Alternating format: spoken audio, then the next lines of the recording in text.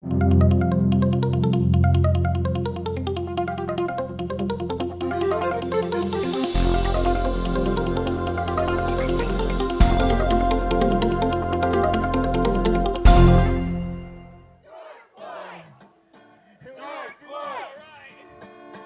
we'll never break. We'll never break. Unlike Salem protests the week prior, where an emergency was declared and tear gas used to disperse crowds, the June 6 March for Floyd Salem event was peaceful.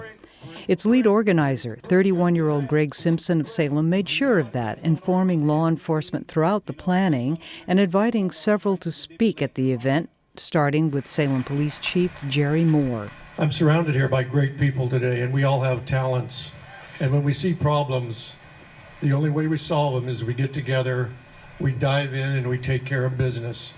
And it's clear from what's going around our country today, that's exactly what we need to do.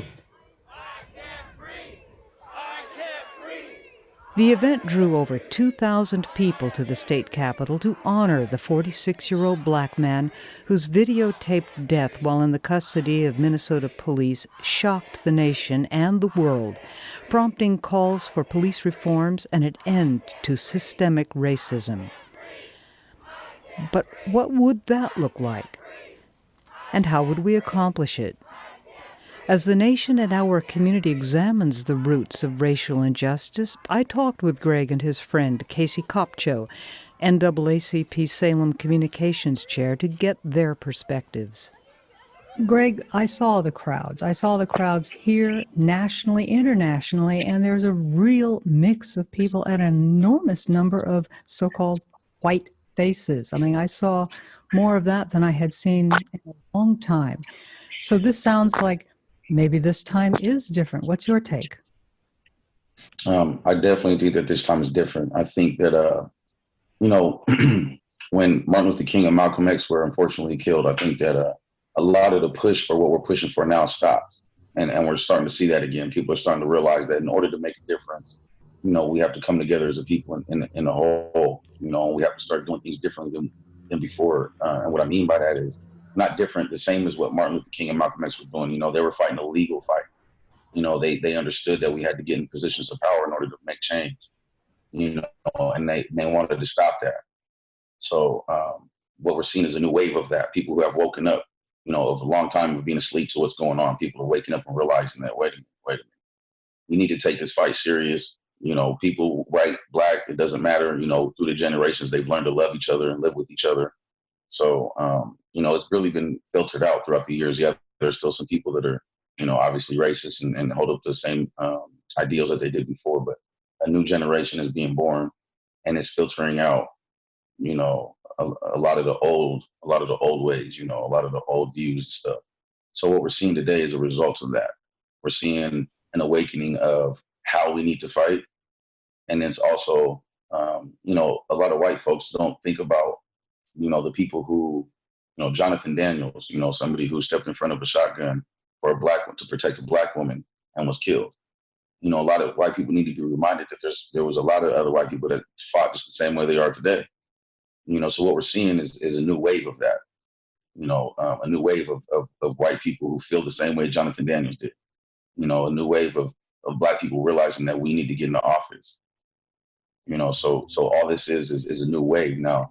Now, to say if it's serious this time, to me, I'm not gonna doubt it. I'm gonna use all of the energy that it has and push it because it's the tipping point.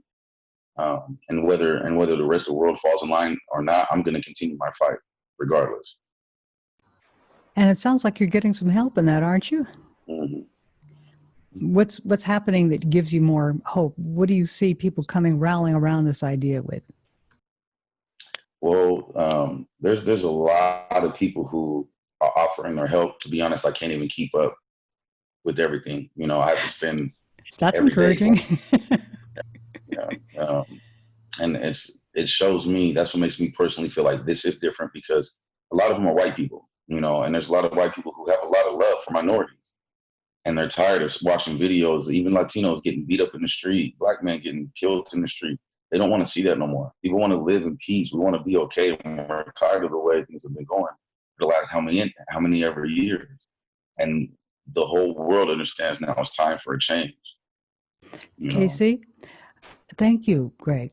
Casey, what are you hearing from people who are saying this isn't the blacks' problem to solve, it's the white problem? They have to solve it. Have you been hearing any of that?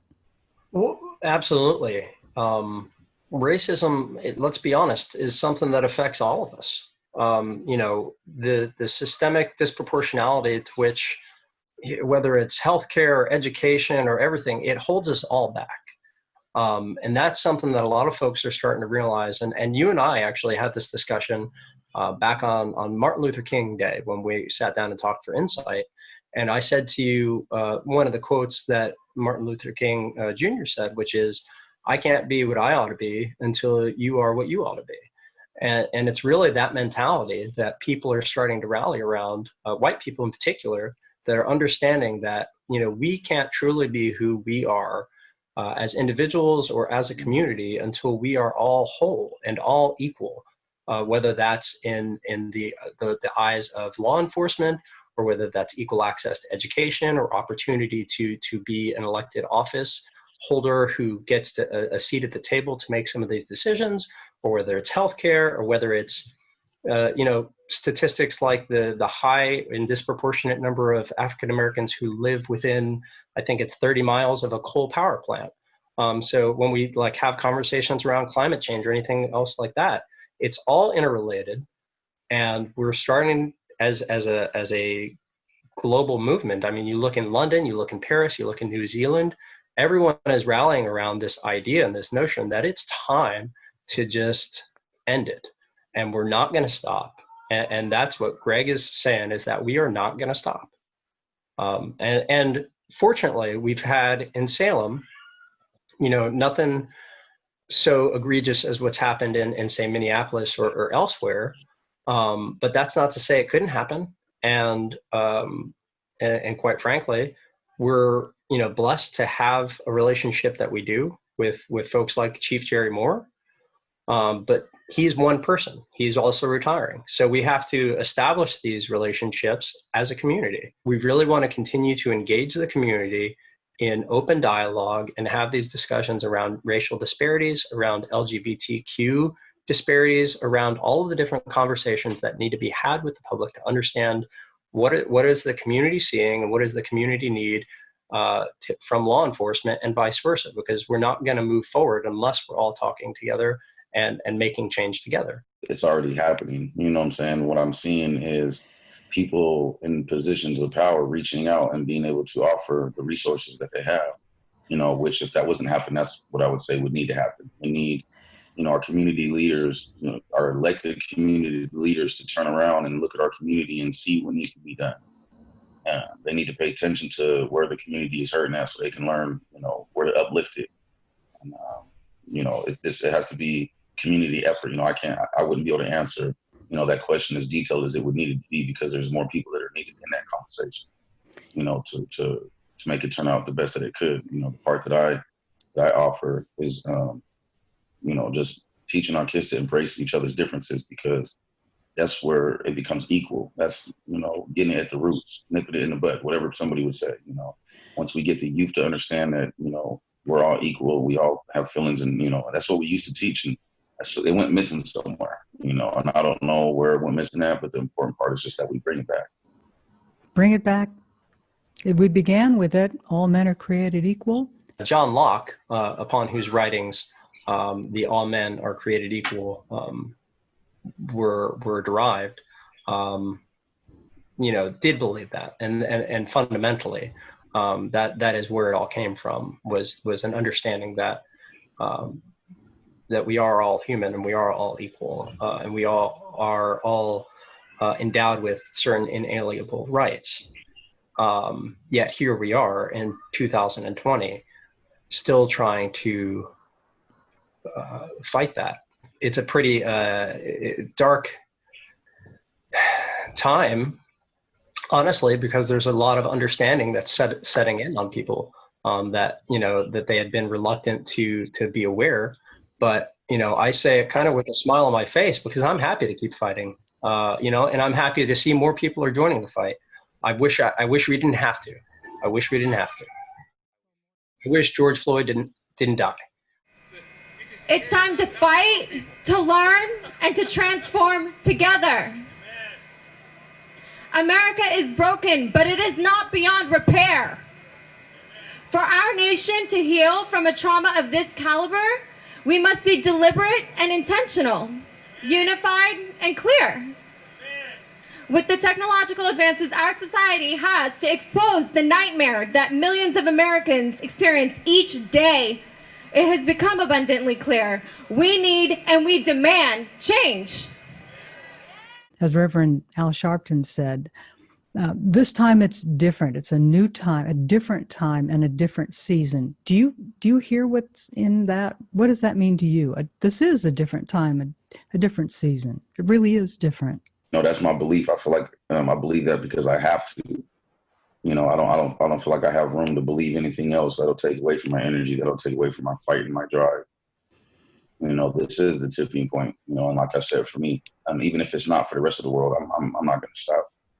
Like I said, it's the tipping point for me, which means that from here on out, this is the fight that I commit to fighting. We have to realize that unity creates power. And I think that's what the world is starting to see, is that when we make a stand together, but we just need some direction as far as how to do things. I know you had mentioned that earlier. And those are the things that I want to dive into, is protesting with the purpose. It's not protesting just to come show face and be a statistic in the numbers. It's time to teach our kids, you go to a protest, make sure you bring your kids so they can see in a safe environment. That's why I do it. That's why I did it organized, because I see people get hit by cars, run over. That's why I chose to get a hold of the city and block off the roads. And it was a safe, but you're still allowed to speak your message. It allows your kids to get out there and see what's going on.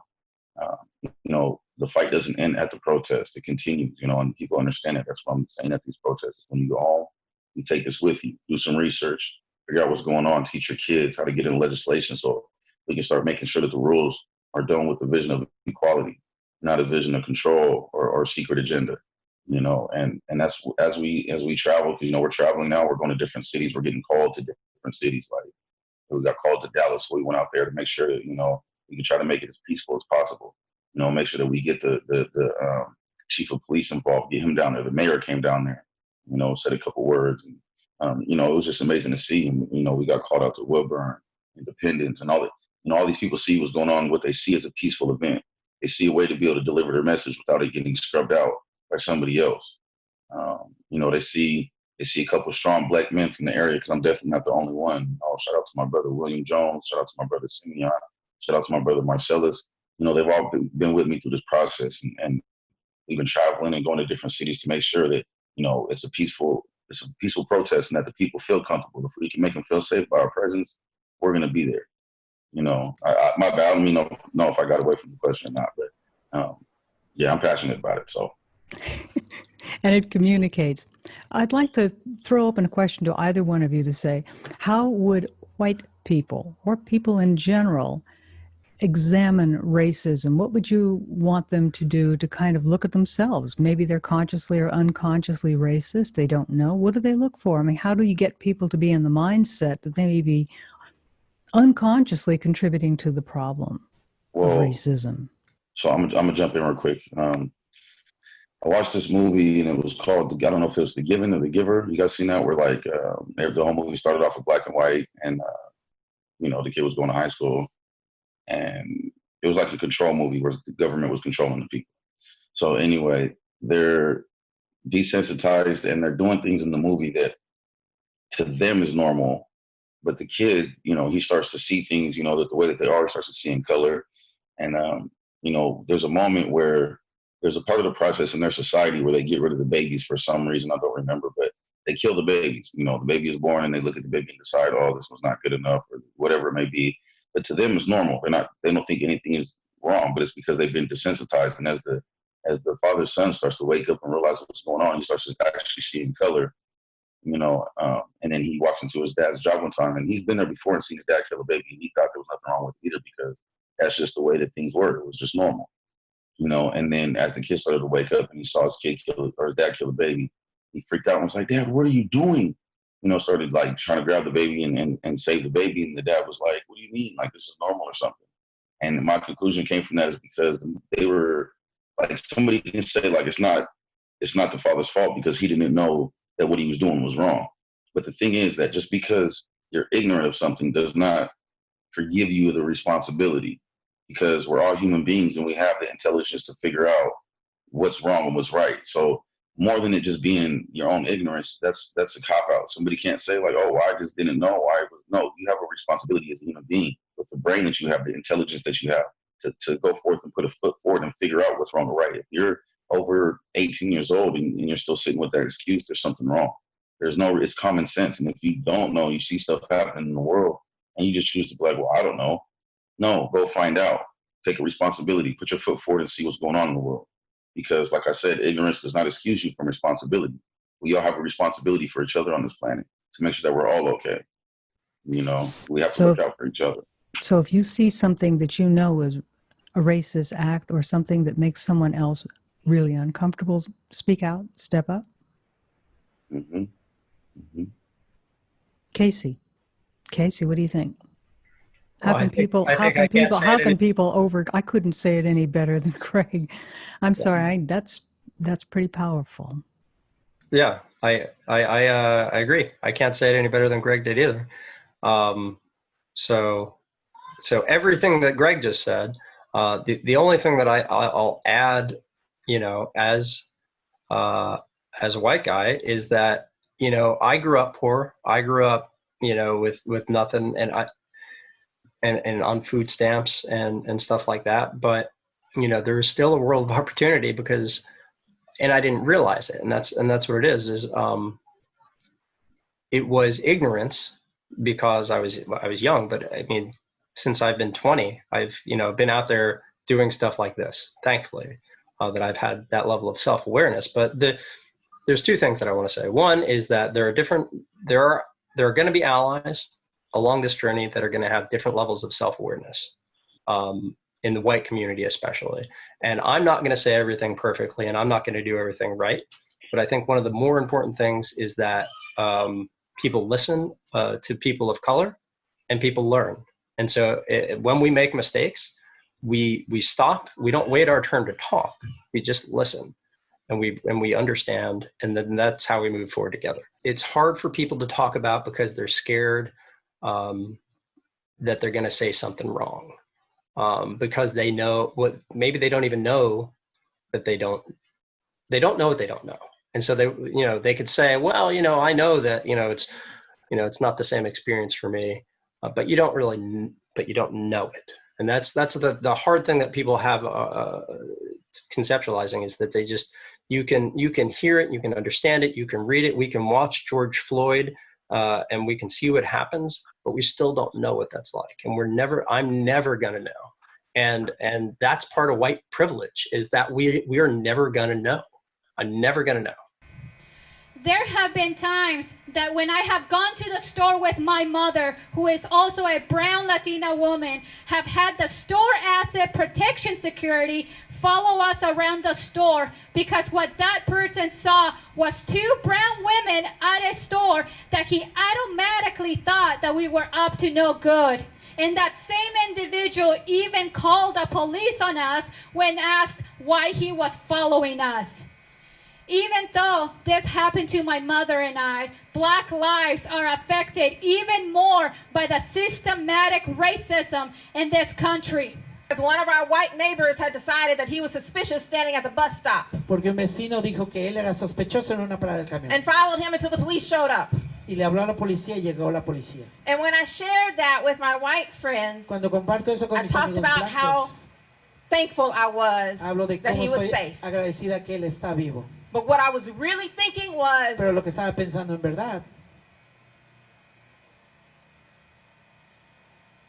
how grateful I am qué tan that he was agradecida not dead in the street de que no somewhere. estaba muerto en las calles, That I was able to look at my child in school que yo podía ver a mi hijo que está en la escuela and not in a jail cell. y no en una cárcel. But so many other mothers can't say that today. Pero hay muchas madres que no pueden decir So eso many el día other de hoy. mothers Muchas saw their madres children, que their han visto sons, a their sus daughters hijos dead in the street, morir or en las dead in their calles, bed, in their home. o en sus casas, en sus camas. This is where the change begins. Eso es lo que toma para empezar. The change begins with you, El cambio empieza contigo, with your children, con tus hijos, your nieces and con nephews. tus sobrinas, sobrinos. We need to get them in positions of power. Necesitamos ponernos en posiciones de poder. The people have the power. La gente tiene el poder. When Greg speaks, people listen. And that's something that I recognized immediately. And I thought, I gotta make sure that people keep listening. What can I do? What can I do to help? That's the big story right there. How do you keep people listening? How do you keep the momentum going? They've done enough for people to keep it going on their own. They've done enough damage. They've hurt people enough to where the moment they provided the momentum. They provided the drive by doing what they did. And when people say the protests are dying down, it's because they realize that that's not going to make a difference. It doesn't mean the fight has stopped. You know, I think that, I can't be an engine to keep everybody else's motivation up. But what I can do is focus on what I see in my city that needs to be changed. And the more that I do, hopefully that'll in turn motivate somebody else. But I can't so pretty much I can just keep doing what I'm doing in hopes that motivates people enough, and that what's happening. I really depend on the fact that they're just tired of what's happening, because it's just ridiculous how far we are in life. Here we are, like you guys said, 2020, and we're still fighting the same fight people were fighting 60 years ago, 400 years ago, trying not to be slaves, trying not to be stolen from their land and forced to do stuff they don't want to do. Like it's just such a continuous fight that I think the world, like Casey said, like we understand it's going to take all of us from different kinds, it's going to take everybody united. And that's the message I want to send is like, even if they didn't build the United States with the intention of treating everybody equally, they messed up when they called it united. Because now that it's 2020, we take that literally.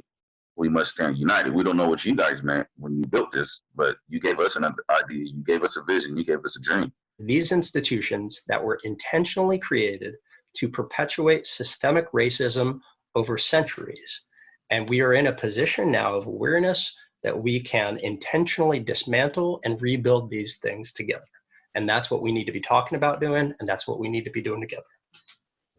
Give us a way we can get in touch with the NAACP and maybe even join if you want and help out. Give them a hand, be part of the solution. What is your website? Our website is it's sknaacp1166.org. And the 1166 is our branch number, in case anyone's wondering. We didn't just pull that out of thin air. Or you can go find us on Facebook by looking for Salem Kaiser NAACP. We're really active. Greg, how can people help you? Well, I'm working with a few people right now who step forward and offer, like I said, the resources and stuff like that to help me build something that makes it easier for people to support what I'm doing. I'm thinking about, a couple programs like I had mentioned before. I think is really important. Right now I'm pretty much doing a lot of behind the scenes work and trying to figure out the best way to approach what it is that I want to do within my city and try to make a change. This has been a remarkable time for me today, just listening to you both. I hope other people are similarly enlightened and moved and have that sense of hope that you've been trying to give people, that we can do this. It just means we do it together. We've been talking to Graves Simpson and Casey Kopcho. Thank you for joining us. I'm Wendy Brokaw. Not sure what to do? Demand justice. Si no saben qué hacer, hay que firmar la petición. Sign the petition to demand racism meets a criteria for threats to public health. Read on how to be anti-racist. It is not enough to say you're not racist. Be anti-racist. It's a choice to choose to work for the sheriff's office. But Es una every opción. one of us lives in this community with all of you. We're neighbors, we're friends, and we want to continue to build those relationships, and we want your help to make sure law enforcement is better in our area and across this nation. When we're done talking here today, we're going to go on a march. And in that march is going to be a variety of police officers. Cuando vayamos a la marcha, vamos a seguir con nuestra marcha y van a haber varios policías. Stop and talk to them, and they'll talk to you. Por favor, deténgase y salúdelos. Ellos les hablarán y platicarán con ustedes. That's how we begin to heal. That's how we get to know each other, and that's how we build relationships. I can die in peace now. I'm an old man. Look Ya at this me gray puedo hair. morir en paz ahorita. Mira mi cabello, bien canoso, bien blanco. I've been fighting this battle so long that I just thought it would never end. He estado peleando por mucho tiempo, nunca pensé que vería el día de hoy. But now, Pero like ahora, I say, I como can dije, die in peace because I know all of you going to be there to keep on the fight.